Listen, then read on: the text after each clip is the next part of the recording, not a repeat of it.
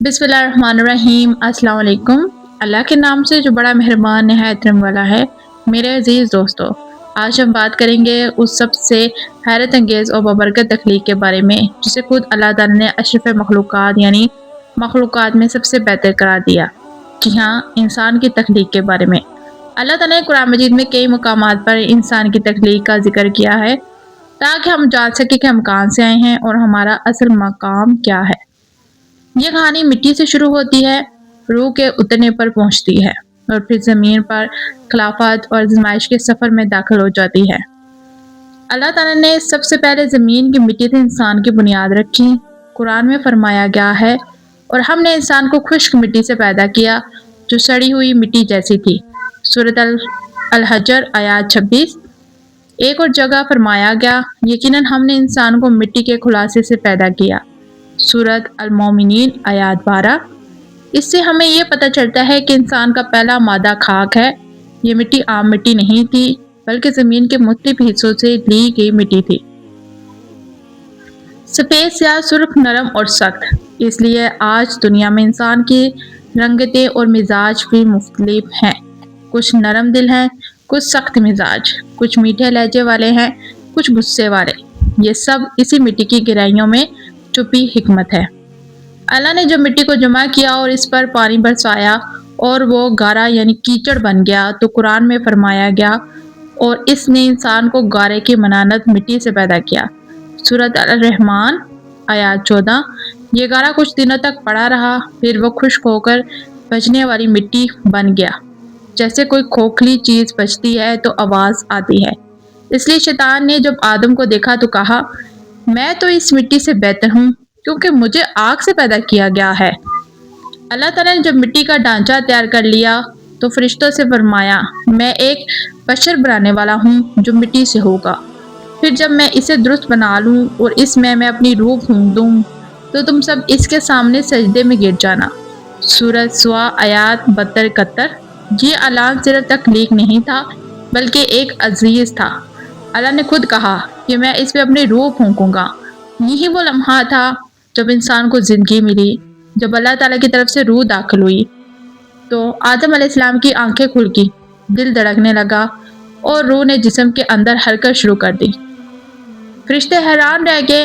पहली बार उन्होंने ऐसी मखलूक देखी जो बोल सकती थी, सोच सकती थी और समझ सकती थी। हजरत इब्ने अब्बास रिवायत करते हैं कि जब रूह आदम के सर में दाखिल हुई तो उन्होंने चीख मारी। अल्लाह ताला ने फरमाया, रहमत तुम पर हो ए आदम। आदम ने जवाब दिया, अल्हम्दुलिल्लाह। अल्लाह ताला ने फरमाया, तुम पर मेरी रहमत और बरकत हूँ। यूं इंसान और अल्लाह के दरमियान पहला कलाम हुआ। फिर अल्लाह ताला ने फरिश्तों को हुक्म दिया, जब मैं इसे दुरुस्त बना चुकूँ और अपनी रूह फूंक दो तो तुम सब सजदा करो। सब फरिश्ते सजदे में गिर के सुवाए इब्लीस शैतान के। शैतान ने तकब्बुर किया और कहा, मैं इससे बेहतर हूँ, मुझे आग से पैदा किया गया और इसे मिट्टी से। ये था पहला गुनाह यानी तकब्बुर, और इसके नतीजे में शैतान को हमेशा के लिए मलऊमान कर दिया गया। अल्लाह ताला ने आदम को जन्नत में ठहराया जहाँ इन्हें मुकम्मल सुकून, अमन और रिज़्क दिया गया। फिर इनकी पसली से हज़रत हवा अलैहिस्सलाम को पैदा फरमाया ताकि आदम को तन्हाई महसूस ना हो। कुरान कहता है, ए आदम, तुम और तुम्हारी बीवी जन्नत में रहो और जो चाहो वहाँ से खाओ, मगर इस दरख्त के करीब ना जाना। सूरत अल-बकरा आयत 35। लेकिन शैतान ने वसवसा डाला और यूं वो दोनों आजमाइश में आ गए। अल्लाह ताला ने फरमाया, अब तुम सब ज़मीन पर उतर जाओ एक दूसरे के दुश्मन बनकर, और तुम्हारे लिए ज़मीन में वक्त मुकर्रर तक रहना और गुजर बसेरा करना। सूरत अल-अराफ आयत 24। यूं इंसान का दुनियावी सफ़र शुरू हुआ। यही इंसान जो मिट्टी से बना, अल्लाह की तरफ से रूह पाई, अब ज़मीन पर खलीफा बना। अल्लाह ताला ने पहले ही फरिश्तों से फरमाया था, मैं ज़मीन में एक खलीफा बनाने वाला हूँ। सूरत अल-बकरा आयत 30। फरिश्तों ने अर्ज़ किया, क्या तू ऐसे को बनाएगा जो फिसाद करेगा और खून बहाएगा? अल्लाह ताला ने फरमाया, मैं वो जानता हूँ जो तुम नहीं जानते। ये ऐलान ज़ाहिर करता है कि अल्लाह ने इंसान को अख्तियार, इल्म और अक्ल के साथ पैदा किया। इंसान के पास फैसले की आज़ादी है, वो चाहे तो नेकी करे, चाहे तो बुराई। अल्लाह ताला ने इंसानों को इल्म का ताज बनाया। कुरान कहता है, और अल्लाह ने आदम को तमाम चीज़ों के नाम सिखाए। سورۃ البقرہ آیات 31۔ یہ علم وہ خزانہ تھا جس نے انسان کو فرشتوں سے بھی ممتاز بنا دیا۔ حضرت آدم کی تخلیق کے بعد اللہ نے انسانوں کی نسل کے لیے قدرتی نظام مقرر فرمایا۔ قرآن کہتا ہے ہم نے انسان کو یعنی نطفہ قطرے سے پیدا کیا، پھر اس کو علقہ یعنی جمع خون کا بنایا، پھر مضغہ یعنی گوشت کا لوتھڑا، پھر ہڈیوں پر گوشت چڑھایا، پھر اسے ایک دوسری مخلوق بنا دیا۔ سورۃ المومنین آیات 14 تا 12۔ یہ مرحلہ جدید انسان کے مطابق بھی درست ثابت ہو چکا ہے۔ یعنی رحم مدر میں انسان کی تخلیق کے 7 مرحلے ہیں: نطفہ، قطرہ آب، علقہ، چپکنے والا خون، مضغہ، چبایا ہوا گوشت، ہڈیاں، گوشت چڑھنا، روح پھونکنا، مکمل انسان بن جانا۔ یہ وہ مقام ہے جہاں ایک زندہ روحانی وجود تخلیق پاتا ہے۔